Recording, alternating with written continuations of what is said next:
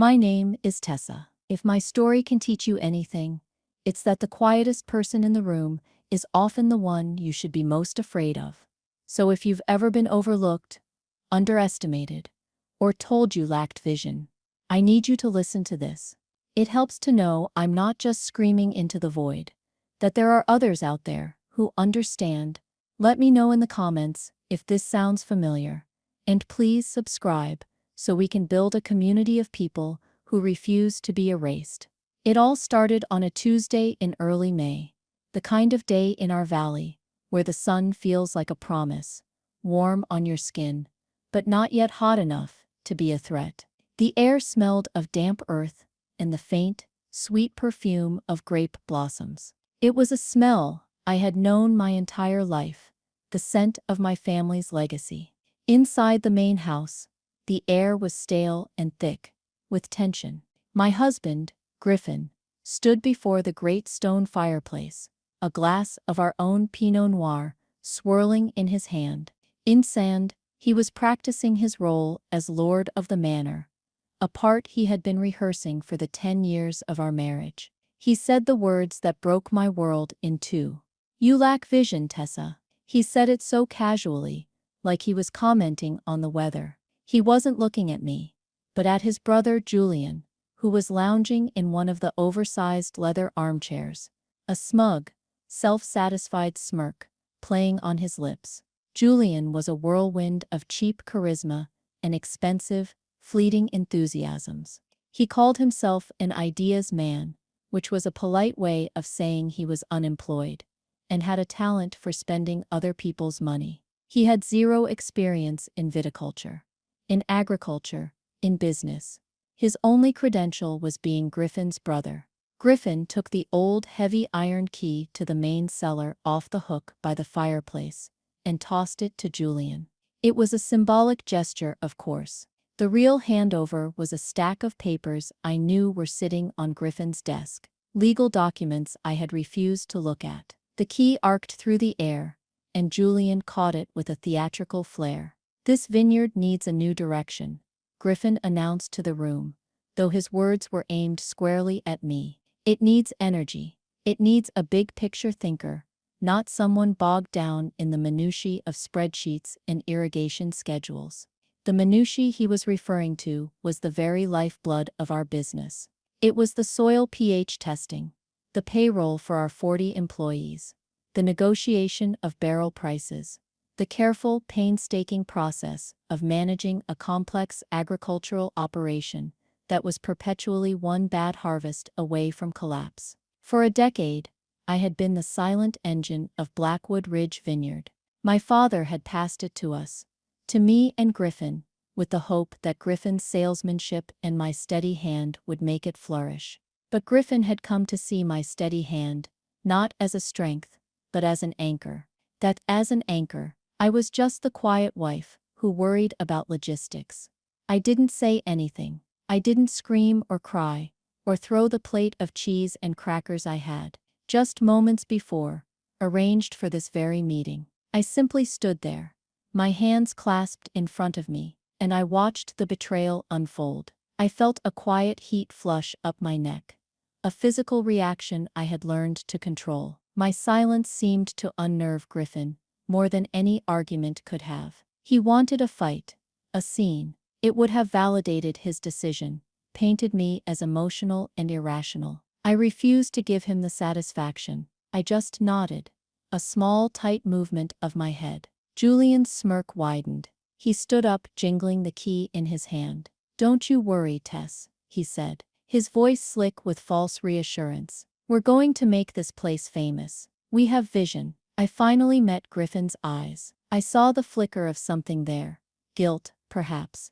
buried under a mountain of ego and self-justification. But it didn't matter. The decision was made. He had chosen his brother's empty promises over my decade of silent, thankless work. He had handed the keys to our future, to my family's history, to a man who thought a vineyard was just a backdrop for a great party. I turned and walked out of the room. I didn't slam the door. I closed it softly behind me, the click of the latch echoing in the sudden, deafening silence of my own life. That soft click was the sound of a war beginning. A war they didn't even know was being declared. It wasn't about revenge. I told myself that, over and over. It was about legacy, and I was about to show them what a woman with no vision could do. I didn't go to our bedroom, a space that suddenly felt alien and cold. I didn't get in my car and drive. Instead, I walked down the long, cool hallway to the back of the house, to a room that Griffin never entered.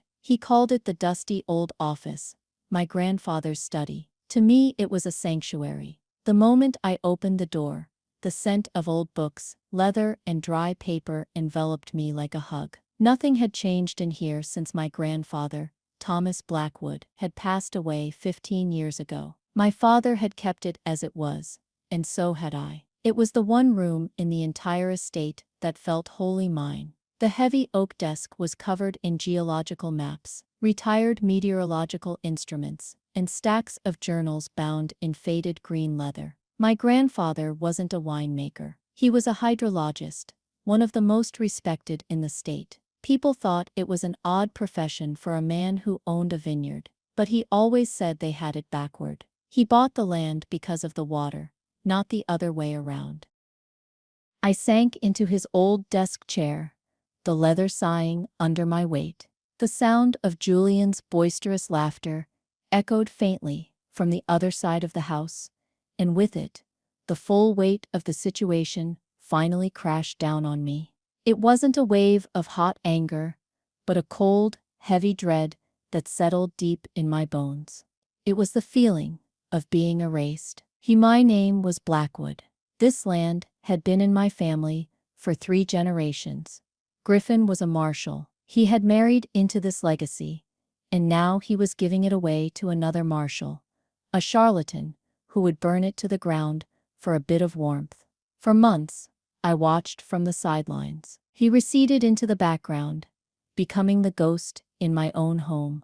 I kept my head down, managed the household accounts, and spoke only when spoken to. It was a performance of quiet submission, and they bought it completely. They mistook my silence for acceptance, my calm for defeat. Inside, I was a seismograph, recording every tremor, every aftershock of their incompetence. Their first visionary idea was a rebranding. Blackwood Ridge, a name respected for 50 years, was apparently too stodgy. Julian, after a weekend workshop on brand synergy he'd attended in the city, unveiled the new name, Apex Vino. He had a logo designed, a stylized purple mountain that looked more like a pyramid scheme's insignia. He spent $60,000 on new signs, new labels, and a glossy, soulless website that looked like it was for a tech startup, not a place where things grew from the earth.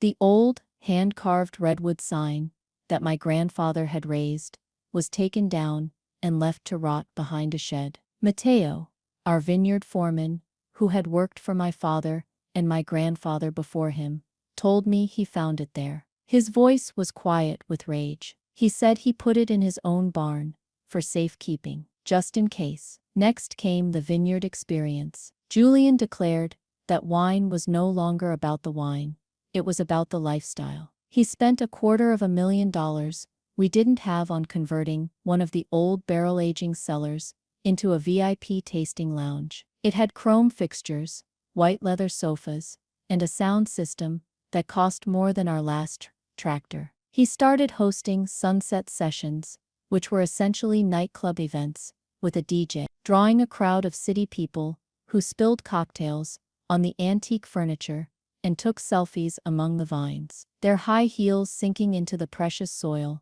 and compacting the earth around the roots of our oldest, most delicate Chardonnay grapes. I saw one of them stub out a cigarette on the trunk of a vine my grandfather had planted with his own hands. I felt a rage so cold and pure, it almost took my breath away. It wasn't about revenge, I reminded myself. My hands clenched into fists in the pockets of my jacket. It was about preservation. Griffin, caught up in the hollow glamour of it all, cheered him on. He loved the praise Julian received from his city friends. He loved being the proprietor of the hottest spot in the valley. He didn't seem to notice, or perhaps didn't want to notice, that our actual wine sales were plummeting. Our old loyal customers, the restaurants and collectors, who had been with us for decades, were put off by the new branding and the garish events. They wanted Blackwood Ridge Pinot Noir, not a bottle of Apex Vino that tasted of desperation. The financial bleeding was catastrophic.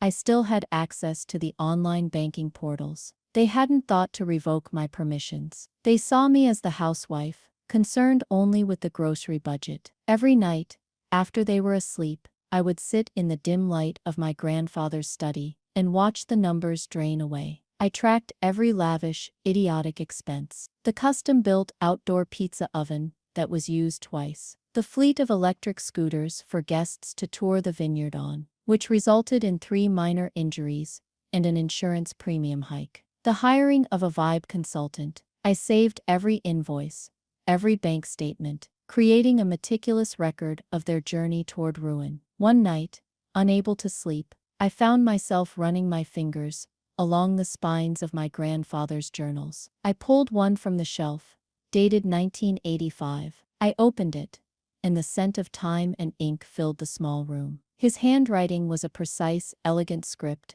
the writing of an engineer. He wasn't writing about grapes. He was writing about the earth itself. October 12, 1985. The water table is down another 2 inches this year, after a dry winter. The county board is oblivious, approving new developments, as if the valley sits on an ocean. They see the river, but they don't see the source. They are selling a future they cannot guarantee. I remembered walking the dry creek beds with him as a little girl. He would crouch down, picking up a handful of dusty soil. "The vines are the story, Tessa," he would tell me, his voice a low rumble. "But the water is the language. Without the language, the story can't be told." He'd point to the hills. "Everyone thinks the water comes from the sky or the river. But the real river, the one that matters, is beneath our feet. A vast, slow-moving aquifer, a hidden sea of ancient water that feeds this entire valley." I flipped through another journal. This one was from the year before he died. His hand was a little shakier,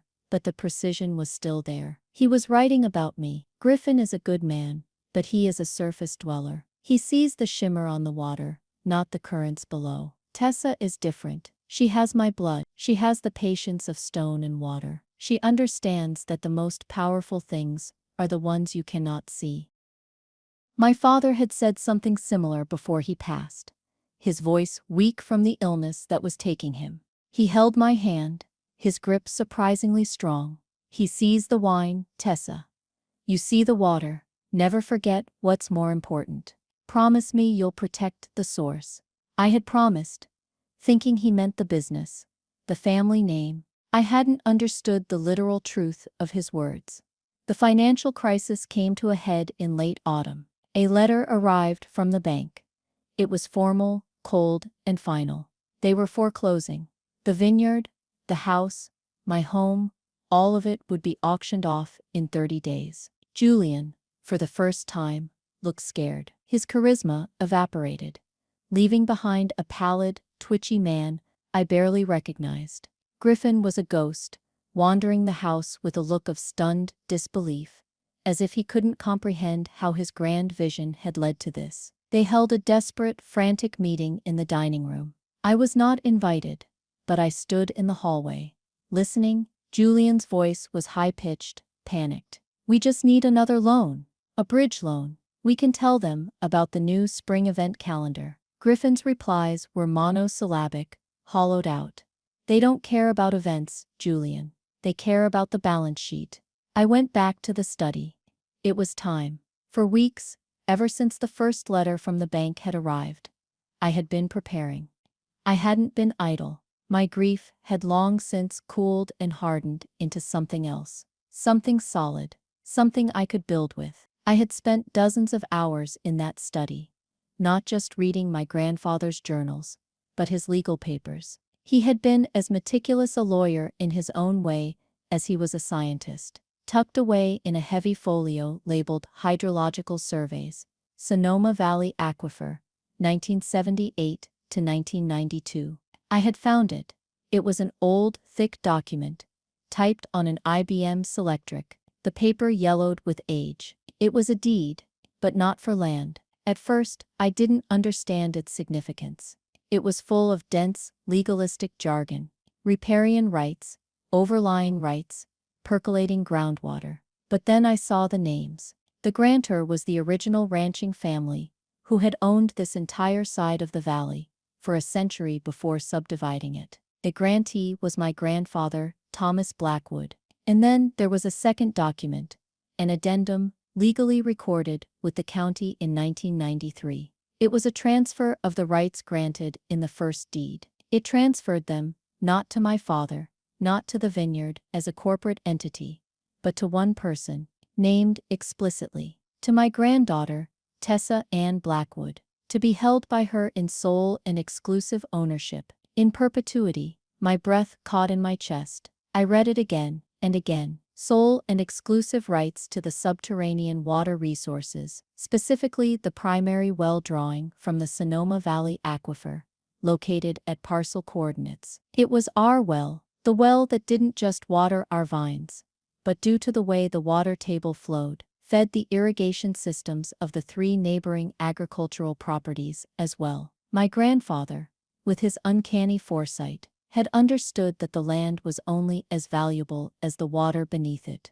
And in a valley that was growing ever drier, the water was becoming more valuable than gold. 30 years ago, he had quietly, legally separated the water from the land and put it in my name. It was a fortress, a secret fortress he had built for me 3 decades ago, and I was only just now discovering the key. The bank could foreclose on the land. They could sell the vines, the house, the ridiculous chrome-tasting lounge. But the land, the entire western slope of the valley, was a worthless, sun-baked desert without my water. The realization didn't come with a shout of triumph. It settled over me, with a profound and chilling calm. My grandfather had seen the future. He had seen Griffin's nature, perhaps even before I had. He hadn't left me a safety net. He had left me a throne. My first call was not to a litigator or a corporate raider. It was to Eleanor Vance. Eleanor had been my mother's best friend in college and was now a semi-retired water rights lawyer,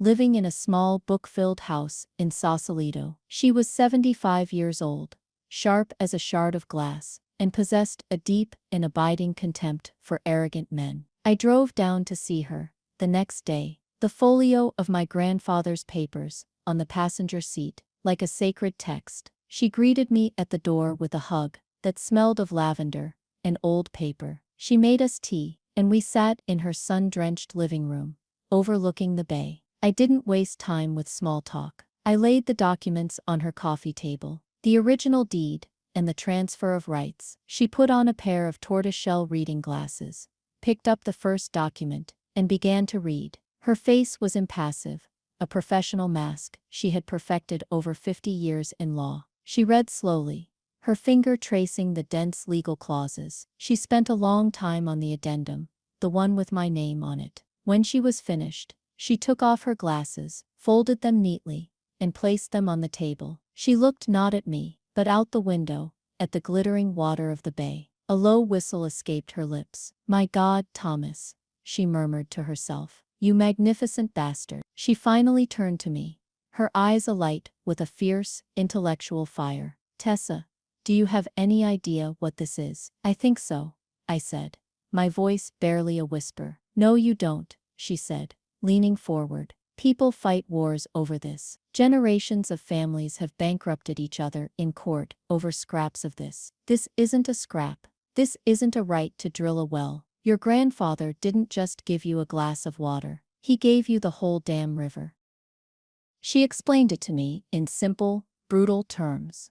Back in the early 80s, water law in this part of California was, as she put it, a bit of a Wild West show. Before the county's current groundwater management agency was even formed, my grandfather, using his unparalleled knowledge of the aquifer's geology, had identified the central taproot of the entire Western Valley Slope's water table. He then used an obscure but legally sound precedent involving percolating groundwater rights to purchase those rights wholesale from the original land patent holders, the Miller family, who were cash poor, thought he was a lunatic for wanting to buy something they couldn't even see. He had, in effect, bought the aquifer itself, or at least the sole right to commercially exploit it in our sector. The subsequent transfer to me was ironclad, recorded, and as far as she could tell, completely forgotten by everyone. It was a legal ghost, waiting to materialize.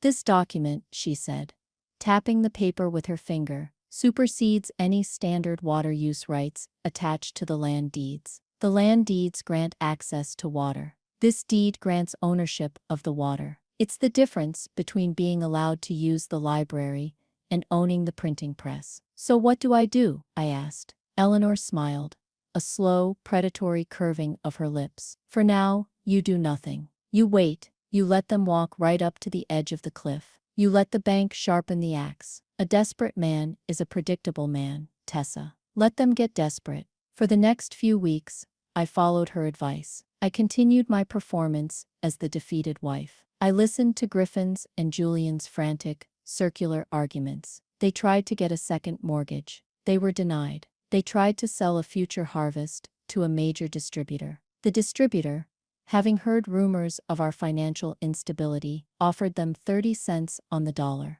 Julian wanted to take it. Griffin, to his credit, still had enough pride to refuse. Meanwhile, my own network was quietly being activated. My most important ally was Matteo, the foreman. Matteo was a man of few words, his skin weathered like old leather from 40 years of working this land. His loyalty was not to Griffin or Julian, but to the vineyard itself, and to the memory of my father and grandfather. He saw me as the last vestige of the Blackwood legacy. I would meet him at dawn, near the old oak tree at the edge of the property, far from the main house. He'd hand me a cup of coffee from his thermos, and he would talk. He told me everything. He told me about the new, experimental irrigation system Julian had ordered from a company in Italy. It had cost $80,000 and was supposed to be hyper-efficient. Instead, it was leaking, wasting thousands of gallons of water a day, turning a section of the lower vineyard into a swamp.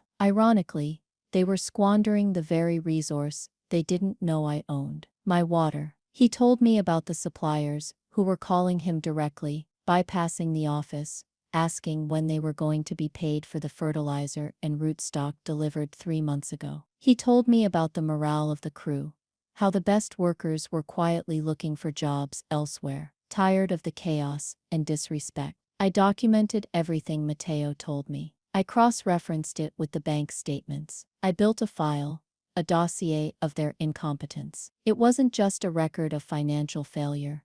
It was a catalog of waste, neglect, and disrespect for the land. It was the case for my takeover, not as an act of conquest, but as an act of rescue. It wasn't about revenge, I told myself, as I typed up my notes in the dead of night. It was about stewardship. The words felt true, mostly. Eleanor, in the meantime, was a whirlwind of quiet, legal preparation. She drafted the documents, a formal notice of claim to the water rights, a cease and desist letter forbidding any further drawdown from the aquifer without my consent, a preliminary injunction to be filed with the court, and a proposal. A very specific, very brutal proposal for Griffin and Julian. She had it all ready, a set of legal traps waiting to be sprung. The day came. The bank had scheduled the final meeting for 2 p.m. on a Friday. The regional manager, a man named Mr. Davies, was coming to the vineyard to formally serve the foreclosure notice and begin the process of seizing the asset. The night before, the atmosphere in the house was funereal. Julian had been drinking since noon, his bravado replaced by a sullen, childish anger. Griffin just stared into the fireplace, at the empty hook where the cellar key used to hang. He looked like a man who had lost a kingdom he never truly knew how to rule. I slept soundly for the first time in months. I woke before dawn, a feeling of absolute, chilling clarity in my mind. The time for waiting was over. At 9 a.m. sharp, a professional process server, a discreet man in a gray suit, whom Eleanor had hired, arrived at the vineyard. He wasn't there to see me. He delivered 2 identical thick manila envelopes. The first he handed to a confused-looking Julian at the door of the main house. The second was already on its way, via courier to the bank's regional headquarters in San Francisco, addressed directly to their chief legal counsel and to Mr. Davies. I was not there to see it. I was sitting in a quiet corner of a small bakery in town, a place they would never think to look for me. I had a cup of tea and a scone, and I was watching the clock on the wall. At 9:05, my phone buzzed. It was Matteo. "They got the envelope," he said. His voice was low, trying not to be overheard. "What happened?" I asked, my heart beginning to beat a little faster. Julian laughed. Matteo said. He opened it, read the first page, and said, "What is this? A joke? Is Tessa having some kind of breakdown?" He threw it on the table. "And Griffin?" "Griffin," he said, his voice dropping even lower. Griffin went pale. He picked it up and read the whole thing. The deed, the letter from that lawyer. He read it 3 times. He didn't say a word. He just walked over to the window and stared out at the vineyard. Julian kept talking, but Griffin wasn't listening. Then he started making calls. I knew what those calls were. Frantic, panicked calls to their lawyer, who would read a scanned copy of the deed and tell them they were in a world of trouble they couldn't possibly comprehend. Calls to the bank, trying to get ahead of the problem, only to find the problem had already arrived on their doorstep. Inside the envelope was a copy of the 1993 transfer of rights, a detailed hydrogeological map my grandfather had drawn, showing the aquifer and the well's central importance, and a stern, 2-page letter from Eleanor. The letter stated my legal claim in no uncertain terms. It declared that as of that moment, any and all unlicensed drawdown of water from the aquifer constituted theft of private property. It concluded with a simple, devastating sentence, as the Blackwood Ridge Vineyard currently has no legal access to a water source. We trust you will agree that the asset forming the collateral for your loan is for all practical purposes non-viable and currently possesses a fair market value of 0. It was a quiet legal bomb, and I had just watched the fuse burn down. For the next few hours, I sat in that bakery. I ordered another cup of tea. I read a book. I forced myself to be calm, to breathe. This was the part of the plan where I had to do nothing. My work was done. The legal machinery was now in motion, grinding away, and all I had to do was wait for it to do its job. At 1:45 p.m., my phone buzzed again. It was Eleanor. "He's there," she said. "Mr. Davies. He arrived a few minutes ago, and our courier got confirmation of delivery to the legal department at 9:52 a.m. The board is lit." I imagined the scene. Griffin and Julian, trying to project an aura of calm control. The bank manager, Mr. Davies, a man who had seen every form of financial desperation, sitting there with his leather briefcase, ready to execute a routine foreclosure. Matteo called me 10 minutes later, his voice crackling with suppressed excitement. He was supposedly trimming the roses near the veranda, within earshot of the open dining room windows. "They tried to schmooze him," he whispered. Julian was talking about a new marketing plan. Griffin was talking about refinancing. Davies just let them talk. "And then?" I asked. Then Davies opened his briefcase. He said, "Gentlemen, this is all very interesting, but it's moot. I received a directive from our legal team an hour ago. He said the bank cannot proceed with the foreclosure because it seems there is a significant legal challenge regarding the viability of the asset." Matteo took a breath, and then he said it. "Tessa," he said, "according to our counsel, it appears the bank has a lien on a patch of dirt, but the water rights belong to a third party, to a Tessa Blackwood."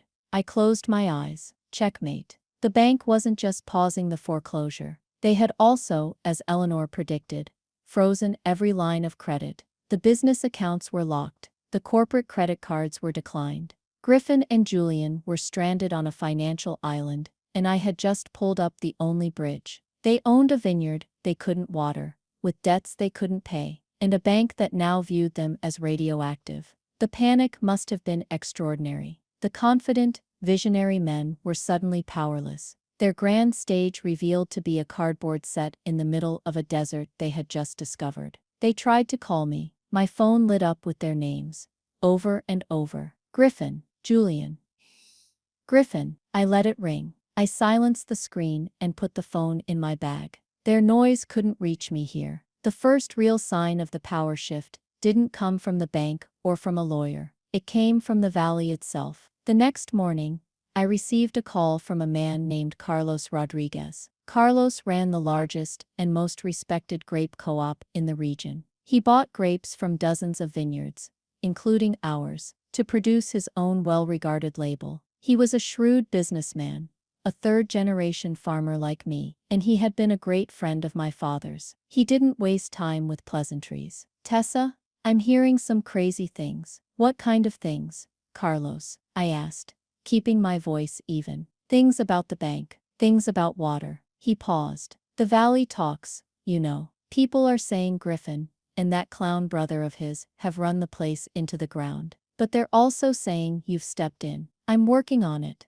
I said carefully. He cut me off. "Here's the thing. We had a contract with Apex Vino, and frankly, the quality last season was garbage. My lawyers tell me they've already breached it on 3 clauses. We're pulling it. But if Blackwood Ridge is back, and if you are the one signing the papers, I am prepared to offer you a new contract. Right now, pre-purchase of the next 3 harvests, at a premium. It would be enough to clear your debt with the bank and then some." I felt a wave of relief, so powerful, it almost made my knees weak. This was it. This was the market validating me. It wasn't about legal documents or deeds.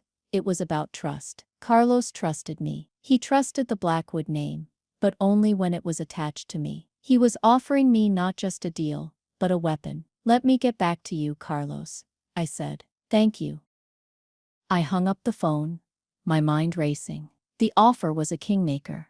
It meant I didn't need the bank. I could walk in there, pay off Griffin's entire mess in one go, and own the vineyard free and clear. The power I held was no longer just theoretical, locked in a 30-year-old document. It was real. It was tangible. It was a check. That evening, Griffin came home. Or rather, he came to the house that was legally his and his brother's, but which now felt like my territory. He didn't storm in. He didn't yell. The arrogance was completely gone, stripped away, leaving behind a hollowed-out man I barely recognized. He found me in my grandfather's study. I was sitting at the desk, looking at the contract proposal from Carlos. He stood in the doorway, his shoulders slumped. "Tessa, we need to talk." I didn't look up. "I'm listening." He took a hesitant step into the room. He looked around at the maps on the wall, the old books, as if seeing it for the first time. He finally seemed to understand that this room, the one he'd always dismissed, was the real center of power in this house. "I was wrong," he said, his voice quiet and strained. "I was a fool. Julian is a disaster. It was all a mistake." He was waiting for me to respond, to soften, to say, "It's okay." I remained silent. Silence was a vacuum, and his desperation rushed to fill it. "We can fix this," he said, his voice gaining a wheedling, pleading tone that turned my stomach. "We're a team, you and I. We always have been. Julian is out. I'll tell him to pack his bags tonight. You and I, we can run this place together. A real partnership. You can have your old role back, oversee the logistics. I'll handle the sales. It's what we do best." I finally looked up at him. The sheer, unmitigated audacity of it was breathtaking. He was standing in the wreckage of a kingdom he had single-handedly destroyed, offering me a job as a janitor. He still didn't get it. He still thought he held a single card in his hand. He still saw me as his partner, his subordinate, the quiet wife who would be so grateful to have her place back at his side. He believed his apology and his offer were a concession. He had no idea he was unconditionally surrendering. He saw the look on my face, and his desperate hope began to curdle into fear. This wasn't the Tessa he knew. The Tessa he knew would have been hurt, maybe, but she would have been practical. She would have seen the logic in his offer. This Tessa was a stranger, and she was looking at him as if he were a bug under a microscope. The final confrontation wasn't a shouting match. It was as quiet and cold as the bottom of a well. It took place right there, in my grandfather's study, the heart of my fortress. Julian was there too. Griffin must have called him in for support, a last-ditch effort to present a united front. It was a fatal miscalculation. Julian's presence only served to highlight the farce of their leadership. He tried to bluster, leaning against the doorframe, with a forced casualness. "So Tess, heard you pulled a fast one. Pretty clever, but it's not going to work. We'll see you in court. Our lawyer says." I cut him off, my voice even and low. I didn't look at him. My eyes were fixed on Griffin. "Your lawyer," I said, a statement, not a question, "is the one who advised you to purchase an $80,000 Italian irrigation system without checking if it was compatible with our well's pump pressure, isn't he? The one that's been flooding the lower field for 2 months." Julian's mouth snapped shut. He didn't know that I knew the specifics. He thought I was just a wife. He had no idea I had a foreman loyal to me, and a file 3 inches thick, detailing every ounce of water he'd wasted, and every dollar he'd burned. I turned my gaze to Griffin. He was standing there, a desperate salesman trying to close the worst deal of his life. His pitch about a real partnership still hung in the air between us. "A partnership," I repeated softly. "Is that what we had, Griffin? Is that what it was when you told me I lacked vision and handed my family's legacy to a man who thinks terroirs is a type of small dog?" He flinched as if I'd slapped him.